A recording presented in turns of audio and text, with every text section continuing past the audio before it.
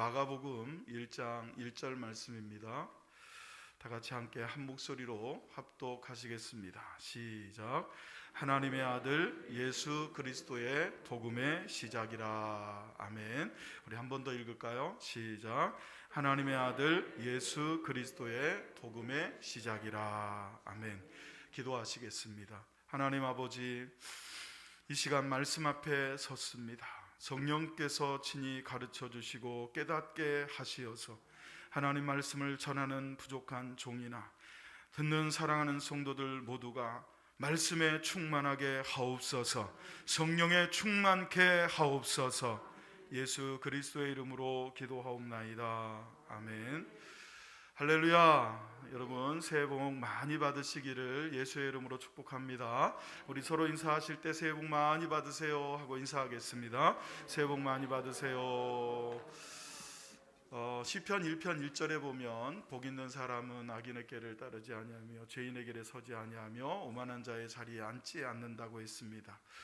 복 있는 사람은 먼저 피할 것을 잘 피하고 거절할 것을 잘 거절할 줄 아는 자가 복 있는 자라 했습니다. 그런 복이 여러분에게 있기를 축복합니다. 그리고 그 말씀 이어서 보면 복 있는 사람은 하나님의 말씀 율법을 즐거워하여 주야로 그 말씀을 묵상하는 자로다 그랬습니다. 올 한 해 우리가 서로 복 있는 사람이 되기를 축복했는데 피할 것을 피하고 거절할 걸 거절할 줄 아는 복, 그리고 또 하나님의 말씀을 주야로 묵상하고 그 말씀에 순종하는 복이 여러분에게 있기를 예수의 이름으로 다시 한번 축복합니다. 여러분 그런 의미를 담아서 우리 옆에 분의 눈을 똑바로 쳐다보면서 복 많이 받으세요. 다시 한번 인사하겠습니다. 시작. 네, 새해 복 많이 받으세요. 네. 어느 유명한 사진 작가에게 기자가 물었습니다. 당신은 참 멋진 촬영을 사진을 많이 찍었는데 사진을 찍을 때 제일 중요한 게 뭡니까? 라고 물었어요. 그러자 사진 작가는 아주 간단하면서도 의미심장한 말을 했습니다. 사진 찍을 때 제일 중요한 것은, 여기 DSLR, 우리 교회를 섬기던 사진가를 하던 자매가 목사님 교회에 쓸 일 있으면 쓰세요 하고 기증하고 갔어요. 사진을 찍을 때 제일 중요한 게 뭐냐? 사진 기자가 이렇게 얘기를 합니다. 사진을 찍을 때 제일 중요한 건 뚜껑을 여는 겁니다. 아주 간단한 얘기지만 많은 사람들이 이 부분을 놓치기가 쉬워요. 사실 저는 이거에 최대 피해를 경험해 본 사람입니다. 2002년도에 제가 목사 안수를 받게 되었습니다. 동기 5명과 함께 총 6명이 일생일대 평생에 한 번 있는 목사 안수식을 거행을 하게 됐어요. 제가 섬기던 교회에서 안수식을 하게 되었는데 제가 가르쳤던 청년 하나가 사진 작가가 있었어요. 물론 직장 생활을 하면서 사진을 취미로 하다가 사진 전시까지 하는 작가의 반열에 이르렀던 사람인데, 목사님, 목사 안수식 때 사진은 걱정하지 마십시오. 벌써 느낌이 오시죠? 제가 책임지고 아주 멋지게 사진을 찍어 드리겠습니다. 얼마나 고마워요. 그리고 또 사진기도 좋은 거 가지고 있고 사진 찍는 도 기술도 좋아서, 그때만 해도 디지털화되어 있지 않았기 때문에 뽑아야 돼요. 필름 넣고 뽑는 사진. 그래서 제가 부탁을 하고 먼저 선뜻 해주겠다고 하니까 아주 고마운 마음으로 제가 부탁을 했습니다. 아니나 다를까 당일날 정말 이 안수식 전부터요 사진을 막 찍습니다. 우리가 앉아있는 모습도 찍고요, 안수받는 모습도 찍고, 설교 모습도 찍고, 프랜카드 밑에 이름 다 써있잖아요. 안수자들 명단 강만석 가나다라 순이니까 제가 제일 앞에 있었어요. 가나다 순으로 이름 다 찍고, 그리고 기도하는 거, 그리고 최종적으로는 제일 중요한 목사님들 나오셔서 머리에 안수하는 것까지 다 찍었어요. 끝나고 가족들과 꽃다발 들고 한 분씩 다 아주 정말 목사님 고개를 이렇게 하십시오, 꽃다발을 이렇게 드십시오, 조금 붙으십시오. 그럼 막 얼마나 열심히 찍어줬는지 몰라요. 그리고 이제 기다렸습니다. 아주 기대를 하고 기다렸어요. 이날을 해서 저한테 가져올 때까지 기다렸습니다. 1주가 지나고 2주가 지나도 말이 없길래 제가 물었어요. 사진 어떻게 됐냐? 목사님 너무 죄송합니다. 제가 찍은 사진이 뚜껑을 안 열어가지고 사진이 하나도 안 남았습니다. 네, 여러분 벌써 여기저기서 아이고 소리가 나오잖아요. 제가 얼마나 황당했겠어요. 거기다가요, 저만 그런 게 아니라 제가 제 친구들한테도 그랬거든. 우리 교회에 사진 기자가 있다. 걔가 찍어준다 그랬으니까 사진은 걱정하지 마라. 온전히 안수식에만 집중해라. 저희 동기 6명 전부가 안수색 때 찍은 사진이 하나도 없습니다. 제 덕분에. 다행히 오신 이 축하객들 중에 사진기를 찍은 게 있었어요. 그거 몇 장 그거 건져서 제가 나중에 그거 보내줬어요. 여러분, 오늘은 2022년을 시작하는 첫 주일입니다. 시작을 한다는 것을 우리가 생각을 해볼 때, 시작할 때 제일 중요한 게 뭡니까? 어떻게 시작하고 무엇을 시작할 것인가, 제일 중요한데, 그걸 생각하다 보면 정말 중요한 뚜껑을 여는 걸 잊어버리게 돼요.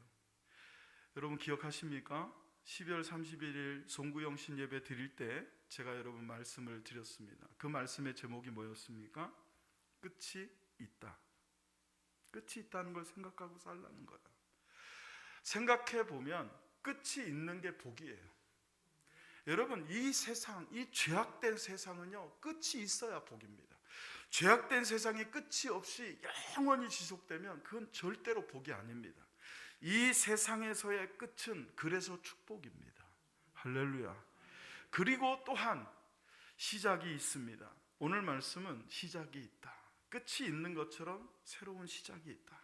그리스도 안에 우리가 주님의 은혜 가운데 부름을 받고 끝이 있는 인생을 살고 있습니다. 각자가 다 언젠가는 끝을 맞이하게 될 텐데, 그 끝이 이 세상에서의 끝이 되기 때문에 복인 것처럼 시작도 복이 되기를 주의 이름으로 축원합니다. 아무리 열심히 좋은 카메라를 가지고 기술이 좋은 사진 기자가 사진을 찍어도요, 뚜껑을 열지 않으면 얻을 수 있는 건 새카만 사진밖에는 없습니다. 그래서 저는 오늘 말씀을 통해서 2022년 여러분 인생의 이 새로운 한 해에 뚜껑을 잘 여는 그런 복이 말씀을 통해서 우리에게 임하기를 주의 이름으로 축원합니다. 어떻게 시작해야 될 것인가? 첫째는 예수 그리스도로 시작하자. 다 같이 한번 해보시죠. 예수 그리스도로 시작하자. 마가복음 1장 1절 본문의 말씀 우리 다시 한번 읽어보시죠. 시작. 예수 하나님의 아들 예수 그리스도의 복음의 시작이라.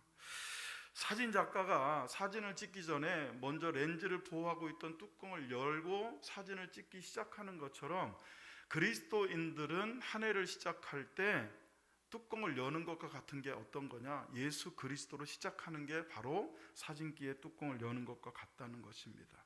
성도는 무엇을 하기 전에 제일 먼저 내가 이 일을 할 때 예수 그리스도와 함께 할 것인가를 생각해야 됩니다.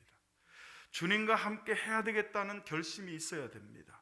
여러분이 예배를 드릴 때도 예수님과 함께, 할렐루야, 기도를 해도 예수님과 함께, 찬양을 해도 예수님과 함께, 그렇게 시작하지 않으면 뚜껑을 닫아놓고 사진을 찍는 것과 똑같아요. 얻을 수 있는 게 없습니다. 뚜껑을 열고 여러분 시작을 해야 되는 것과 같이 예수 그리스도와 함께 예배하고, 예수 그리스도와 함께 기도하고, 예수 그리스도와 함께 하루를 시작하고, 예수 그리스도와 함께 한 주를 시작하고.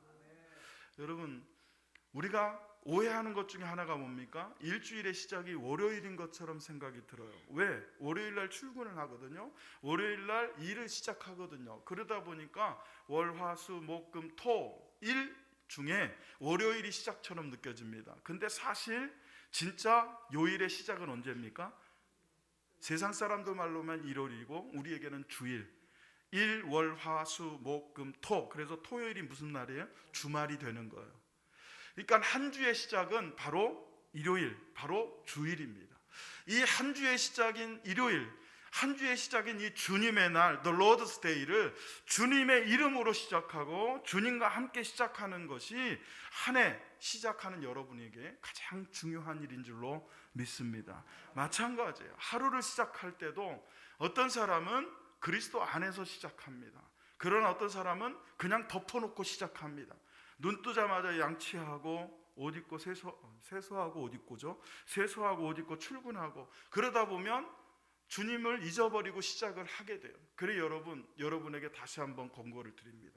혹 사진을 찍으려고 하는 사진 기자가 뚜껑도 열지 않고 막 찍어대는 것처럼 하루를 그렇게 시작하고 있지 않습니까? 여러분이 새벽에 정해진 시간에 교회에 와서 같이 기도할 수 있으면 제일 좋습니다.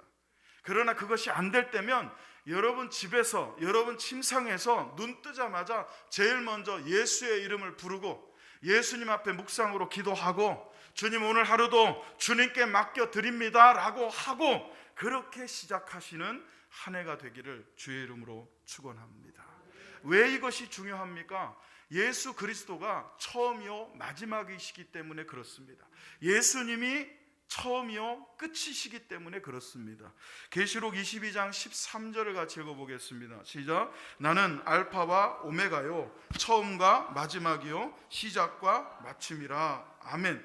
여기 보면 알파와 오메가요 처음과 마지막이요 시작과 마침이라 라고 하나님은 자기 계시를 하고 있어요. 하나님께서 나는 어떤 자냐, 나는 누구냐 라고 하나님의 백성들에게 자기를 나타내실 때 뭐라 그랬냐? 나는 알파와 오메가다. 이 알파와 오메가라는 것이 헬라어의 알파벳 순서 가운데 제일 앞에 있는 글자와 제일 마지막에 있는 알파벳입니다. 이것을 통해서 주님은 한 문자의 맨 처음과 끝이 있는 것처럼 주님이 처음이고 주님이 마지막이시고 주님이 시작이시고 주님이 마침이시다라는 걸 계시하고 있다는 것입니다. 이 알파와 오메가라는 것은 단순히 처음과 마지막, 시작과 끝이라는 의미뿐만 아니라 예수님은 완전하시다라는 것을 여러분 나타내는 단어입니다. 알파와 오메가, 완전하다는 거예요. 불완전하지 않고 완전한 분이 바로 예수님이시다, 하나님이시다. 그것이 바로 알파와 오메가의 뜻입니다. 또 하나는 무슨 뜻이냐면 우리가 살고 있는 이 지구를 포함한 모든 우주, 모든 피조 세계를 주님이 창조하시고 주님께서 섭리하시는 주님의 것이다 라는 것을 의미합니다. 마지막부터 끝까지, 창조부터 종말까지 이 지구상에 있는 모든 것, 그리고 온 우주에 있는 모든 피조물이 다 주님의 것, 주님이 창조하신 것이고 주님이 섭리하시는 것이다. 그 의미가 알파와 오메가라는 것의 의미이기도 합니다. 그리고 또한 이 알파와 오메가 속에는 아직 오메가가 우리에게 일어나지 않았기 때문에 미래까지도 주님의 것이다 라는 의미까지도 포함이 되어 있습니다. 사랑하는 성도 여러분, 예수님이 시작이고 예수님이 마지막인데 그 예수님을 믿는 하나님의 백성이 어떻게 예수님 없이 출발하고 예수님 없이 시작할 수 있겠어요? 우리가 상식적으로 그냥 생각해 보아도 예수님이 시작이고 예수님이 마지막이라고 우리가 믿고 인정한다면, 그분만이 온전하신 분이라고 우리가 믿는다면, 그분이 창조주라고 믿고 우리의 삶을 섭리하시는 분이라고 정말 확신하고 믿는다면 어떤 일을 하기 전에 시작이신 그분에게 우리는 기대어 시작해야 될 것입니다. 그리고 그 과정도 주님께 기대어 여러분 지나가야 될 줄로 믿습니다. 그래야 마지막도 주님과 함께 마칠 수 있어요. 사랑하는 성도 여러분, 우리는 태어날 때 하나님은 우리를 보셨어요. 하나님은 우리를 지키셨습니다. 하나님이 우리를 붙드신 줄로 믿습니다. 그러나 우리는 그걸 인식하지 못했어요. 그러나 이 세상의 끝에 우리가 이 세상을 마칠 때는 우리 스스로의 인식과 우리 스스로의 어떤 의지를 가지고 주님을 붙잡고 갈 수 있는 줄로 믿습니다. 여러분 모두가 그렇게 가서 그렇게 인생을 마쳐서 복되게 인생을 마칠 수 있으려면 지금 현재를 예수님과 함께 시작하고 예수님과 함께 동행하고 예수님과 함께 지나가야 될 줄로 믿습니다. 여러분, 우리가 생각을 깊이 하지 않으면 착각에 빠집니다. 그래서 저는 생각을 깊이 해라, 그래야 착각하지 않을 수 있다. 그리스도를 믿는 성도들이 착각하는 것 중에 하나가 뭡니까? 제가 이 사진기를 일부러 가지고 와서 여러분에게 실물로 보여드리면서 자꾸 말씀을 드려요. 이 사진기의 구조를 보면요, 여기에 렌즈가 있습니다. 이걸로 보면 여기가 막혀 있어도 다 보여요. 그러다 보니까 이걸 보고 이렇게 찍으면요, 막힌 걸 모르고 찍게 돼요. 여러분이 예배를 드리는 것이 나는 렌즈를 분명히 렌즈 뚜껑을 열고 잘 찍고 있다고 생각하고 있는데 실상은 뚜껑을 열지 못하고 지금 신앙생활을 하고 있을 수도 있다는 거예요. 그래서 여러분, 누구보다도 자기 자신의 신앙에 대해서는요, 굉장히 엄격하게 점검을 해야 할 필요가 있습니다. 그리고 여러분, 자연스럽게 거의 습관적으로 하루의 시작을, 그리고 어떤 일의 시작을, 첫 걸음을 항상 예수 그리스도를 의식하며 할 수 있도록 자기 자신을 채찍질해야 됩니다. 그러지 않으면 수도 없이 저도 경험한 게 뭐냐면, 아이고 뚜껑을 안 열었네, 아이고 뚜껑 안 열고 실컷 찍었네, 이런 경우가 여러분 수도 없이 많아요. 항상 후회를 합니다. 다른 사진은요, 뭐 노을을 찍든 눈 내리는 걸 찍든 풍경을 찍는 거, 그거는 내년에 찍어도 돼요. 내일 찍어도 되고요. 오늘 놓쳤으면 다음에 찍어도 됩니다. 근데 아까 제가 예를 들었지만 저와 같이 목사 안수식을 사진 찍자고 또 할 수도 없잖아요.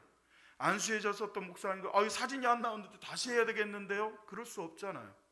마찬가지입니다.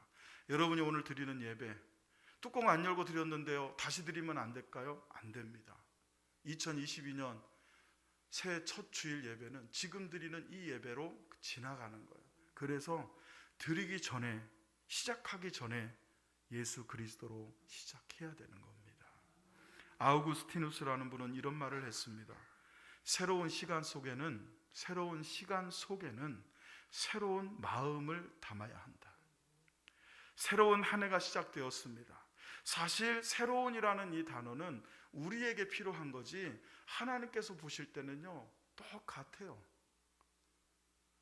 어제 떠올랐던 해가 다른 해가 아니잖아요. 똑같은 태양이 떠오른 거예요. 근데 사람들은 새해 1월 1일이 되면 일출 시간에 맞춰서 어디로 갑니까? 일출 관광지로 떠납니다. 팬데믹이 있기 때문에 못 오게 하고 막았는데도 정동진에 그렇게 많은 사람들이 모인 이유가 뭡니까? 새해를, 그 떠오르는 해를 새해라고 부르면서 그 새해에는 가족 모두가 건강하고 내가 원하는 소원이 잘 이루어지기를 기대하고 빌기 위해서 거기 가 있는 거예요. 근데 하나님께서 보실 때는 사실은 어제 떠올랐던 그 해가 오늘 또 떠오른 것과 똑같아요. 그러나 오늘 여러분 우리가 교동문에서 읽은 말씀과 같이 그리스도 안에 있으면요, 그 해가 아니고요, 그리스도 안에 있으면 예수로 시작하는 사람은요, 날마다 이전 것은 지나갔으니 보라 새 것이 되었도다. 할렐루야. 6월 중순에도 새롭게 시작할 수 있어요. 내일도 새롭게 시작할 수 있습니다. 조건이 뭡니까? 예수 그리스도로 시작할 때, 그리스도 안에서 시작할 때. 그래서 여러분, 저와 여러분 모두가 새로운 시작을 하는 지금 새로운 마음, 어떤 마음? 내가 올 한해는 무엇을 하든지 어디를 가든지 언제든지 예수 그리스도로 시작하겠다 결단하는 은혜가 있기를 주의 이름으로 축원합니다. 두 번째, 우리는 어떻게 시작해야 되겠습니까? 복음으로 시작하자라는 것입니다. 오늘 본문 말씀 여러분 다시 한번 또 읽어보겠습니다. 마가복음 1장 1절 다 같이 읽습니다. 시작. 하나님의 아들 예수 그리스도의 복음의 시작이라. 사실 복음이라는 단어는 여러분들이 잘 아실 거예요. 헬라어로 유앙겔리온이라는 단어를 쓰고 있습니다. 유앙겔리온이라는 이 헬라어 단어는 여러분이 헬라어를 잘 몰라도 많이 들어보신 그런 단어입니다. 유앙겔리온이라는 것은 원래 기쁜 소식을 뜻하는 단어입니다. 복음이라고 번역되어 있는 유앙겔리온이지만 성경에서 복음이라는 단어로 쓰기 전부터 그리스인들이, 헬라인들이 썼던 단어입니다. 전쟁이 났어요. 그래서 그리스와 터키가 싸웁니다. 우리나라와 일본이 원수지간인 것만큼 그리스와 터키가 원수지간이거든요. 고대로부터 굉장히 전쟁을 많이 했던 나라예요. 근데 그리스가 터키를 이겼어요. 전령을 보냅니다. 야, 우리가 이겼다. 그게 뭡니까? 그게 유앙겔리온이에요. 고대하고 고대하던 소식, 승리의 소식, 그럴 때 쓰던 단어가 바로 복음, 기쁨의 소리, 즐거운 소리, 복된 소식, 유앙겔리온이었던 겁니다.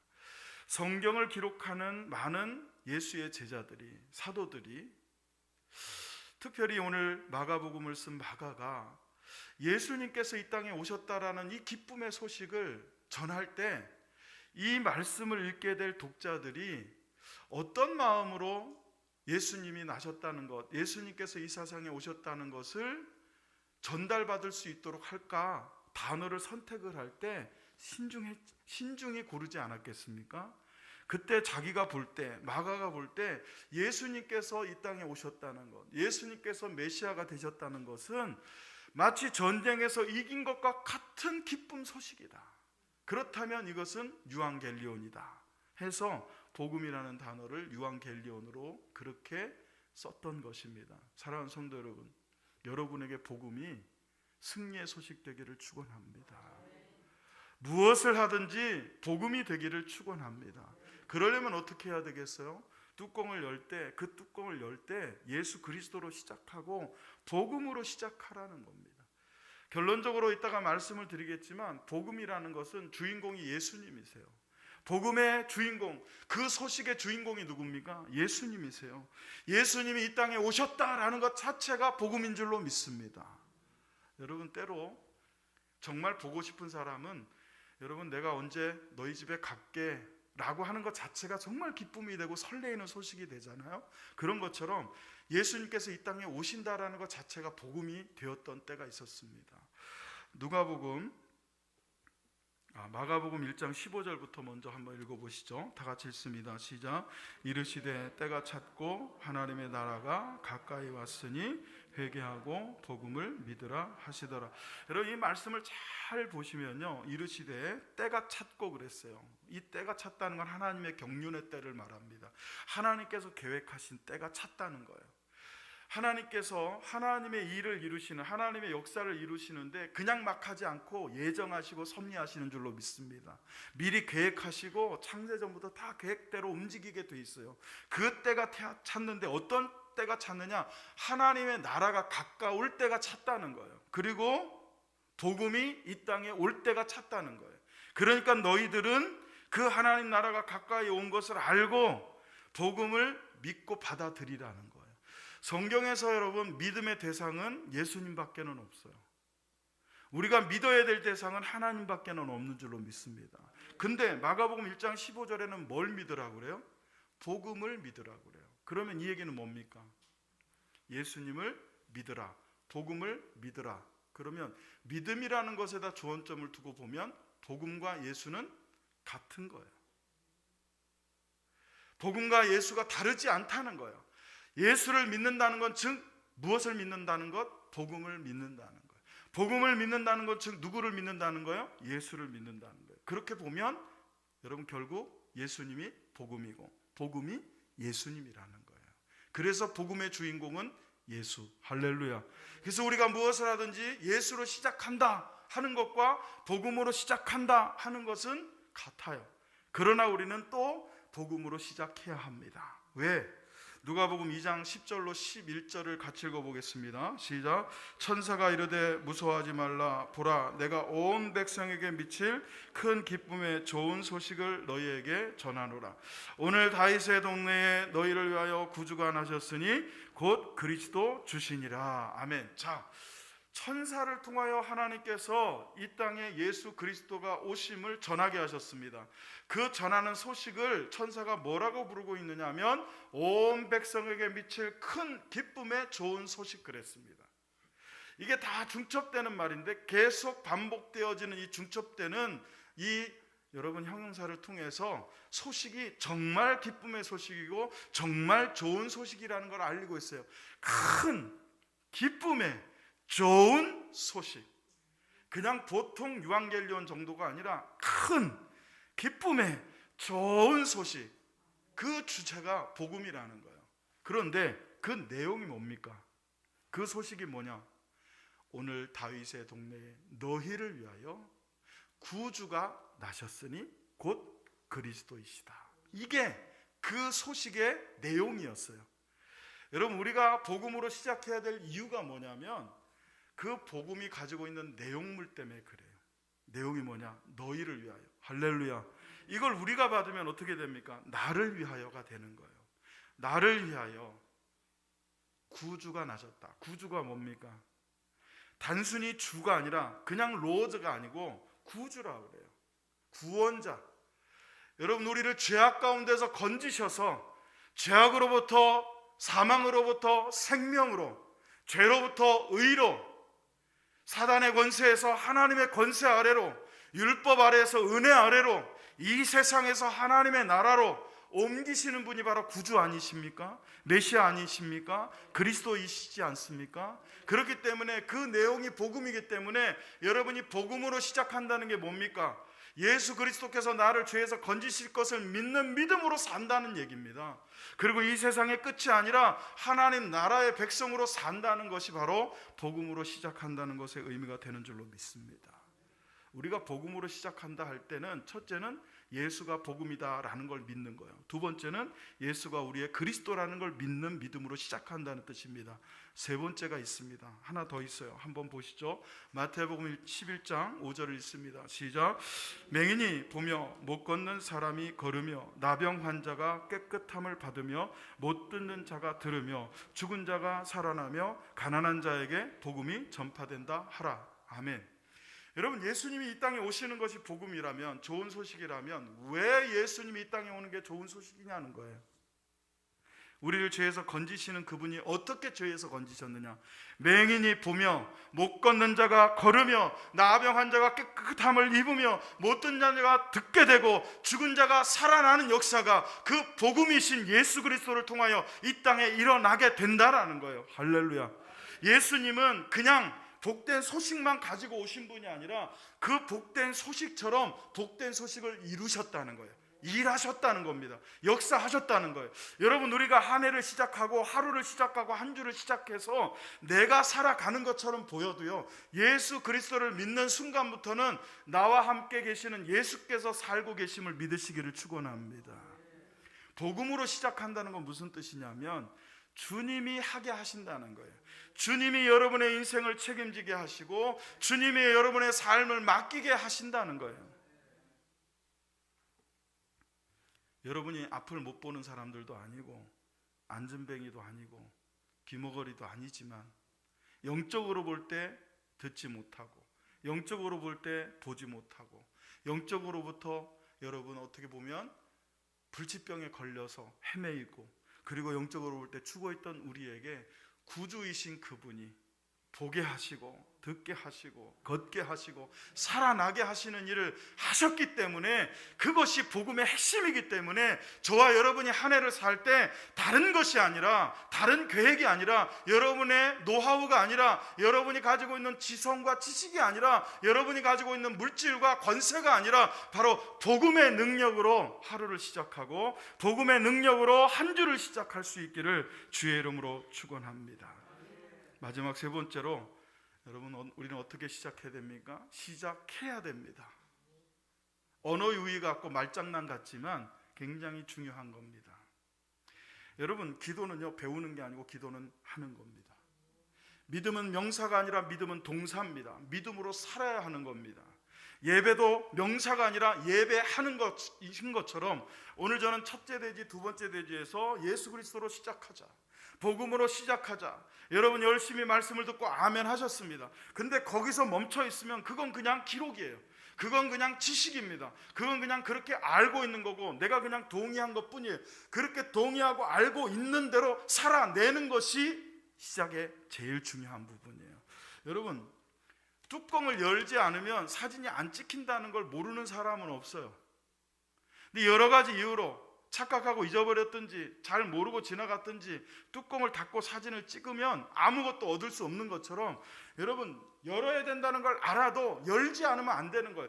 그리스도로 시작하고 복음으로 시작해야 된다는 걸 알아도 시작하지 않으면 아무 소용이 없다는 거예요. 여러분, 시작하시기를 주의 이름으로 축원합니다.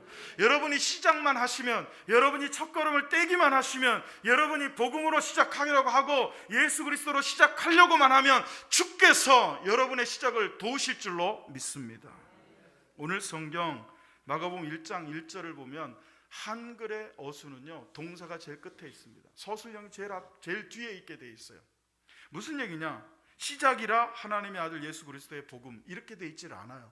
우리나라 말은 동사가 끝에 있기 때문에 끝까지 들어봐야 돼요.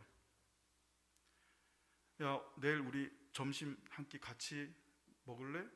얘기를 이렇게 물어요. 그러면 알았어, 같이 먹을까? 끝에 의문형으로 끝날 수도 있고, 마지막 말까지 다 들어봐야 된다는 게 무슨 뜻이에요? 마지막에 동사가 어떻게 되느냐에 따라서 갈 수도 있고 안 갈 수도 있고, 그러니까 앞에 아무리 미사오구를 많이 쓰고 어떤 말을 많이 해도 끝에 아니요 하면 그건 아닌 거예요.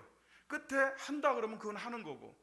이게 한글의 어순인데 헬라어는요 이렇게 돼 있질 않습니다. 헬라어로 보면 이렇게 돼 있어요. 아르케투, 유앙겔리우, 예수 크리스투, 이렇게 돼 있어요. 아르케라는 단어가 시작이라는 단어입니다. 자, 시작이다! 이렇게 선언한 거예요. 마가는 마가복음을 쓸 때 그 마가복음의 첫 장 첫 줄을 아르케라고 하고 시작을 했다는 겁니다. 여러분, 시작입니다 하니까 사람들이 쳐다보는 거예요. 뭐의 시작이지? 이 아르케라는 단어가 구약 성경을 헬라어로 번역한 책을 70인역이라고 합니다. 자, 구약 성경은 히브리어로 쓰여졌죠. 이스라엘 백성들에게 주신 말씀이에요. 그러다 보니까 이스라엘 백성들 히브리 언어로 쓰여져 있어요. 그런데 신약 시대에 와서 우리가 신약 시대의 신약 성경을 우리가 받고 우리는 지금 신약 성경을 읽고 있지만 초대교회 시절에는 신약 성경이 없었어요. 구약 성경만 있는 거예요. 하나님의 뜻을 알려면 구약 성경을 봐야 돼요. 근데 언어는 뭘 써요? 히브리어를 쓰는 사람들이 이스라엘 사람들밖에 없어요. 그 당시에는 공용어가 거의 헬라어였어요. 그리스어였단 말이에요. 그러니까 구약 성경, 히브리어로 쓰여져 있는 구약 성경을 당시의 공용어와 같은 헬라어로 번역을 해서 많은 기독교인들이, 이방인들이 성경을 읽도록 그렇게 번역한 책이 바로 70인역이라고 하는 성경이 있습니다. 70명이 모여서 번역을 했어요. 그래서 구약 성경을 최초로 헬라어로, 최초가 아니라 제일 잘 번역한 책이 70인역인데, 그 헬라어로 번역된 창세기 1장 1절, 태초에 하나님이 천지를 창조하시니라. 히브리어로는 베레시트라고 되어 있습니다. 베레시트가 히브리어로는 태초에, 엘로힘, 전능하신 하나님이 바라, 창조하셨다. 하 아레츠, 그 땅과 엔, 하 샤마임, 그 하늘을, 이렇게 되어 있어요. 그거를 헬라어로 번역했을 때 그 베레시트라고 하는 히브리어가 헬라어로 뭘 넣어야 될까 하다가 여러분 선택한 언어가 바로 마가복음 1장 1절에 아르케라는 단어를 썼어요. 그러니까 마가는 이 하나님의 아들 예수 그리스도의 복음의 시작이 마치 무엇과 같다는 거예요. 하나님께서, 성부, 성자, 성령 하나님께서 이 온 우주 만물을 창조하실 때의 그 시작과 같다는 거예요. 여러분, 이건 제2의 창조입니다. 구약에서 하나님께서 온 우주 만물을 아르케, 태초에, 베레시트, 바라 창조하신 것과 같이 이제 하나님의 아들 예수 그리스도께서 아르케, 새로운 세상을 창조하신다는 거예요. 할렐루야. 사랑하는 성도 여러분, 하나님의 아들 예수 그리스도께서 이 땅에 하나님의 아들로, 그리고 우리를 구원하실 구세주로, 그리고 그리스도로 오셔서 일을 시작하십니다. 그 일이 뭐냐면 새로운 창조를 일으키시는 거예요. 새로운 생명을 부여하시는 겁니다. 그 일을 주님께서 시작하신다라고 선언하고 계시가 되었어요. 시작하지 않으면 아무 소용이 없습니다. 예수님께서 오셔도, 예수님께서 복음으로 오셔도 시작하지 않으면 안 돼요. 근데 예수님은 시작하셨다는 거예요. 그리고 우리도 시작하게 하시는 줄로 믿습니다. 우리가 새해만 되면 결단을 하죠. 저도 결단을 했습니다. 올해는 좀 살을 빼야 되겠다. 아멘. 여러분, 어제도요, 제가 얼마나 먹는 거 가지고 고통, 이게 설교를 마무리를 하고 또 PPT 준비하고 어떻게 하다 보니까 밤 12시가 넘었어요. 근데 조금 일찍 자면 그런 생각이 안 들 텐데 12시 되면 정상적인 사람은요, 저녁 한 5시쯤 먹고 나면 12시쯤 되면 배가 고파요. 그거를 참고 넘기면 저처럼 안 되는 거고, 그걸 못 참으면 저처럼 되는 거예요. 어제도 딱 위기가 왔을 때 제가 참아 넘겼어요. 할렐루야.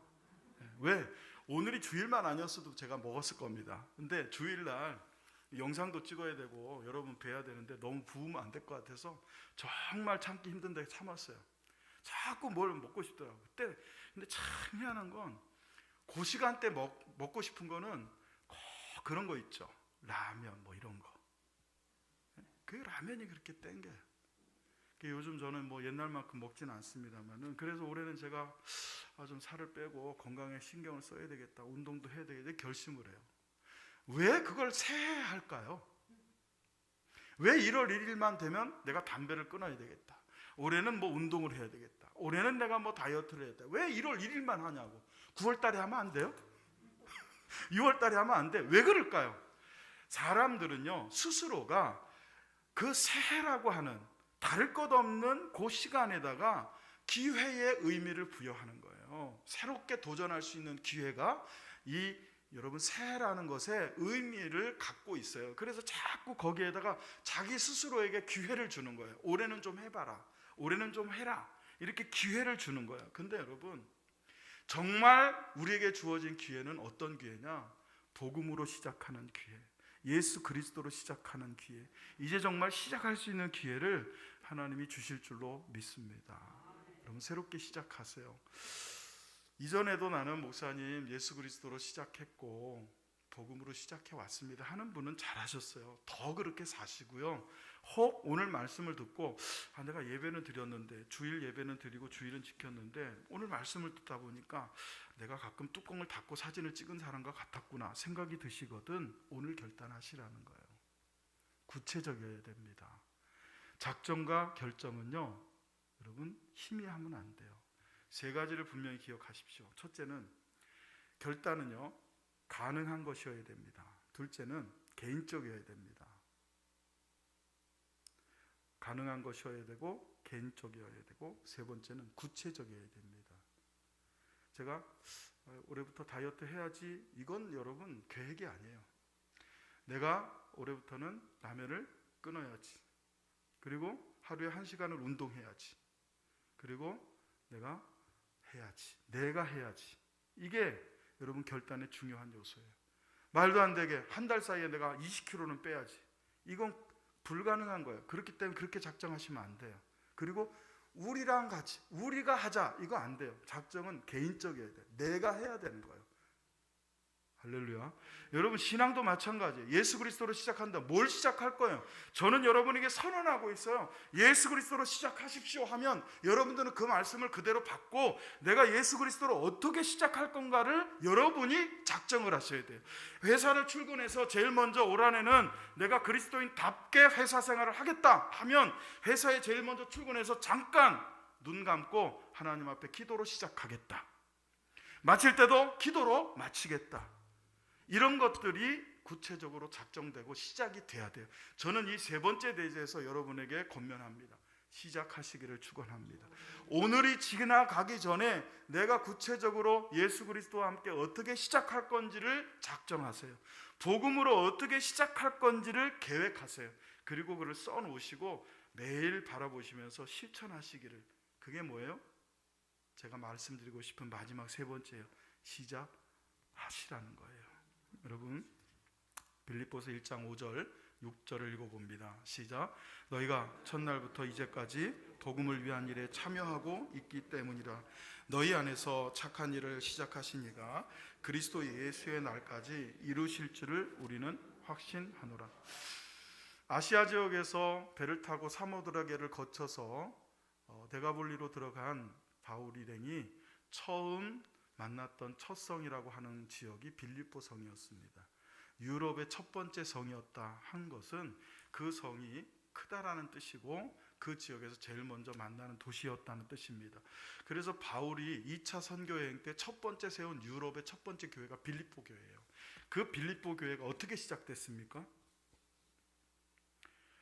루디아라고 하는 자주장사, 자주 옷감을 파는 장사 여인이 우물가에서 이 바울을 만나 복음을 듣고 자기 집을 내주어요. 내 집에 거하시고 내 집에서 교회를 시작하고 내 집에서 복음을 전하십시오. 그래서 여러분 빌립보 지역에서 한 여인의 희생과 헌신을 통해서 교회가 시작이 돼요. 그게 뭐예요? 그 일을 기억한 바울이 빌립보 교회에 편지를 하면서 너희가 첫날부터 지금까지 복음에 참여한 자가 됐다. 구경꾼이 아니라 방관자가 아니라 복음에 참여해서 일하는 자가 됐다. 첫날부터 시작한 날부터 지금까지. 여러분 복음으로 시작하라는 게 뭐냐면 시작만 하고 중간에 멈추면 그건 시작이 아닙니다. 시작할 때 하는 건 무슨 뜻이냐면 계속 그렇게 하고 있다는 거예요. 여러분 복음으로 시작했으면 계속 그렇게 살아야 돼요. 예수 그리스도로 시작했으면 계속 예수 그리스도로 살아야 되는 거예요. 그렇게 살았던 교회가 빌립보 교회예요. 그리고 또한 그 빌립보에서 복음을 전하다가 귀신 들린 여자 하나를 고쳐준 것 때문에 바울과 실라가 감옥에 갇힙니다.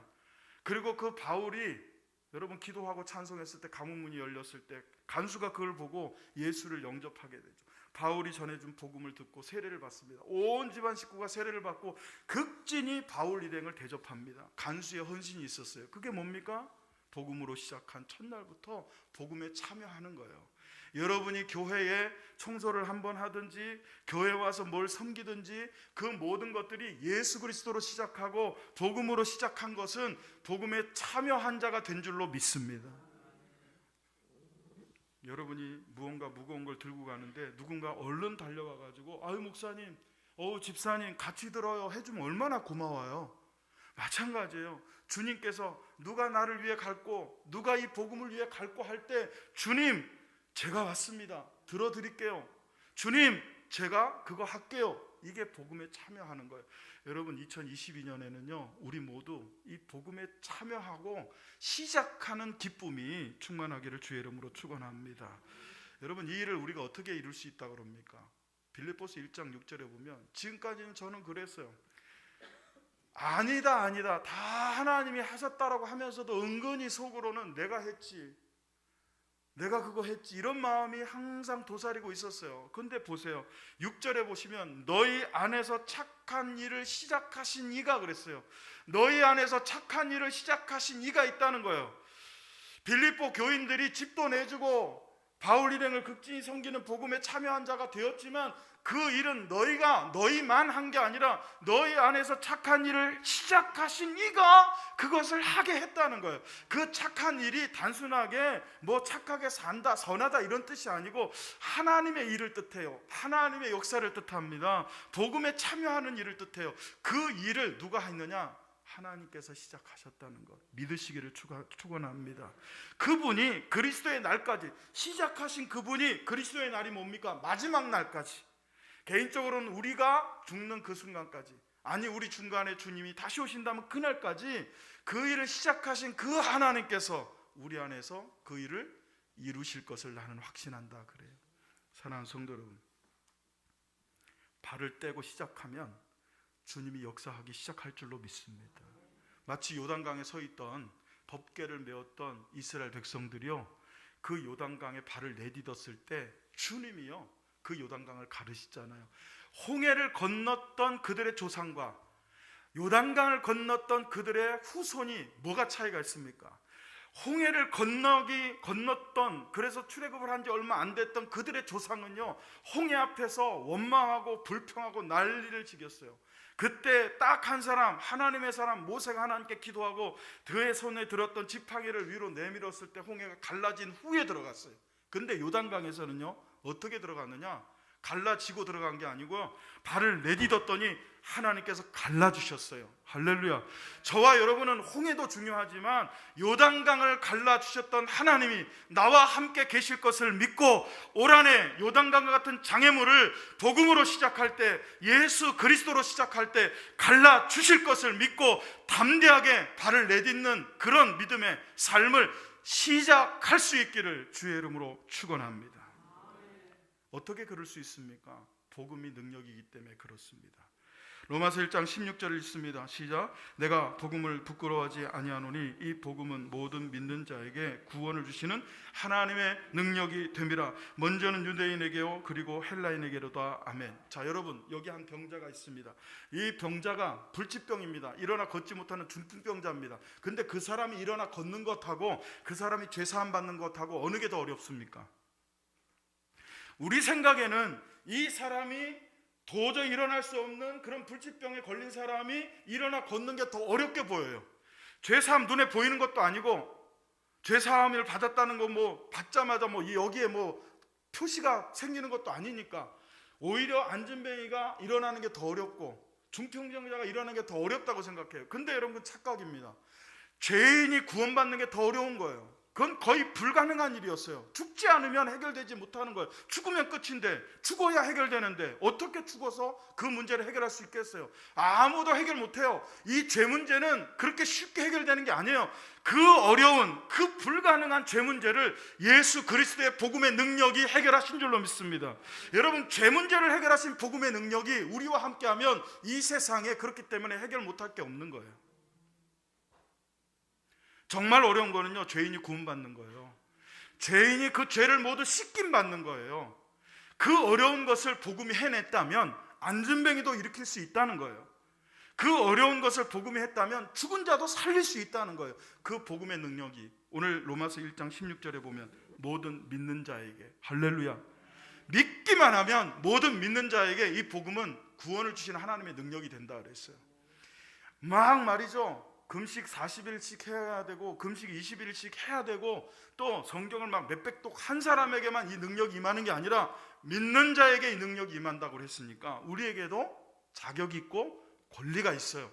그래서 이 복음의 능력으로 여러분 시작하시면 홍해도 요단강도 갈라질 줄로 믿습니다. 그래서 여러분 시작해야 됩니다. 미국 부통령을 지냈던 험프리라는 분이 계십니다. 이분이 노년에 암에 걸려서 암투병을 하게 됩니다. 그런데 이분은 암에 걸리고도 또 암에 걸리기 전부터도 항상 하루하루를 새 출발한다는 마음가짐으로 살아왔다고 합니다. 그래서 암에 걸렸다라고 하는 그런 선고를 받고도요, 유머를 잃지 않았고 웃음을 잃지 않았다고 합니다. 그래서 그분을 리더스 다이제스트에서 인터뷰를 했어요. 그분이 그곳에 기고를 했습니다. 그 내용 중에 한 부분을 여러분에게 읽어드립니다. 사람들의 가장 큰 약점은 쉽게 포기한다는 것이다. 역경은 새로운 출발을 위한 자극일 뿐이다. 역경은 약간 시간이 걸려야 해결될 문제일 뿐이다. 사람들은 예배 때 축도만을 기다린다. 예배가 시작될 때 그 가슴 설레임을 모르는 사람은 불행한 사람이다. 한 가지씩 우리가 생각을 해보면 도전받아야 될 내용들이 너무 많아요. 역경이라는 건, 고난이라고 하는 건, 코로나 바이러스라고 하는 것은, 이 팬데믹이라는 하는 것은 교회가 새로운 출발을 하는 자극일 뿐이다. 할렐루야. 그리고 역경은 우리에게 적용한다면 이 팬데믹이라고 하는 어려움은 약간 시간이 걸려서 해결될 문제일 뿐이다. 언젠가는 해결되겠지만 조금 시간이 더 걸릴 뿐일 문제라고 바라보라는 거예요. 그리고 사람들은 예배 때 축도, 끝나는 시간만 기다린다는 거예요. 그래도 우리 교회는요, 시계 보는 분은 없어서 감사해요. 대놓고 시계를 보는 분들이 있어요. 설교 시간에 핸드폰 보면서, 옛날에 손목시계 많을 때는 손목시계 이렇게 봐요. 그리고 목사를 보고 인상을 써요. 왜 이렇게 설교가 기냐. 예배 때 축도만을 기다리는 사람은 예배 전에 그 설레임을 모르는 사람, 불행한 사람이라는 거예요. 여러분, 저도 최선을 다해서 기도하면서 말씀을 묵상하고 여러분에게 말씀의 양식을 준비할 테니까 여러분도 앞으로 드릴, 올해 드릴 이 예배가 복음 안에서 성령의 능력으로 기다림과 설레임 속에서 오늘은 하나님 어떤 은혜를 주실까? 제가 말씀드렸잖아요. 은혜 위에 은혜는 은혜 위에다 뭘 쌓는 게 아니고 이 은혜는 지나가고 또 다른 은혜, 이 은혜가 그 효력을 다하기 전에 또 다른 은혜를 또 주시고 이 은혜를 주신 하나님께서 이 은혜의 효력이 다하기 전에 또 다른 은혜, 그 은혜 위에 은혜를 매 주일 주실 그 하나님의 여러분 사랑과 하나님의 능력을 바라보면서 예배를 기다리고 그렇게 예배를 시작하는 즐거움과 행복이 저와 여러분에게 충만하기를 주의 이름으로 축원합니다. 새 출발은 항상 장엄해요. 떠오르는 해를 보면서 한 해를 시작하는 것만큼 여러분 여기에서 예배를 드리면서 한 해를 출발하는 여러분 장엄한 출발을 지금 하고 계시는 겁니다. 부활하신 주님이 무덤가에 찾아와서 울고 있던 여인들에게 처음 한 말씀이 무엇인지 기억하십니까? 왜 울고 있느냐였어요. 주님 입장에서는 죽음은 그냥 끝이 아니고 부활의 시작이었기 때문에 울 필요가 없는 거예요. 근데 그걸 모르는 제자들 입장에서는 주님 무덤이 끝이기 때문에 울고 있었던 거예요. 그건 책망이 아니라 울지 말고 출발하라는 거예요. 사랑하는 성도 여러분, 왜 울고 계십니까? 일어나 시작하시기를 축원합니다. 2022년이 밝아왔고 시작되었습니다. 저와 여러분 오늘 말씀을 듣고 결단한 것처럼 예수 그리스도로 시작합시다. 복음으로 시작합시다. 그리고 실제로 시작합시다.